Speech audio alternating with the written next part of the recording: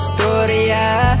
Kaya ikaw ang akong gustong makauban nantod sa tong pagkatiguan.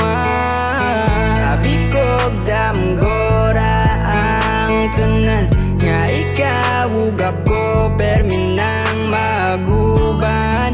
Permi ka ngalayan sa kung gugmang way kahumanan. Ikaw ra gyud ang akong ginudamgo, kinahangyo sa Ginoo nga maako ka. Ug karon giyatagan og tsansa para ampingan ka. I swear sa imo nga dili gyud magbag-o, di mapulag laming ikanimo. Ka ikaw ra ang akong palanggahan tud sa kahangturan.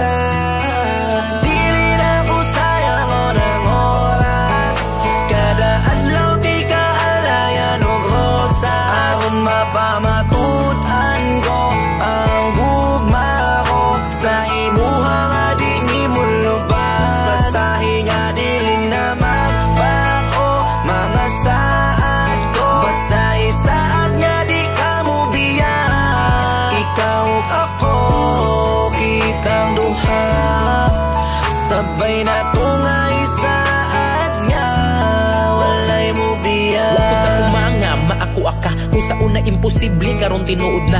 Di na ko sayangon ang pagsalig mo sa kuhay, pabatin ako nimo ang tinud-anay nga gugma. Kung unsa ko kakaseryoso, pag-abot sa imo di ka balo magtinunto. Taga-adlaw nimo madnugan akong I love you, gugma nga di mo lubad ako na ning itudo. Sibi pa matuod nga walay angay mo laylo, tukad sa pag-abot nimo kalipay di na husto og hinaot nga unta na di na mo abot sa puntong magkalabuay ka di na mao akong gustong nga mahitabo mga kasakit ay mo usbong. Dapat patas lang walay garbo na tong patason para magdugay og kalipay atong maangkon. Bahala ng istorya di na to panumbalingon, ang importante ka ubag kanunay malipayon. Punta na imong batas ang di mo na pag-uhon, the way nga masuko ka ako nalay maghilom.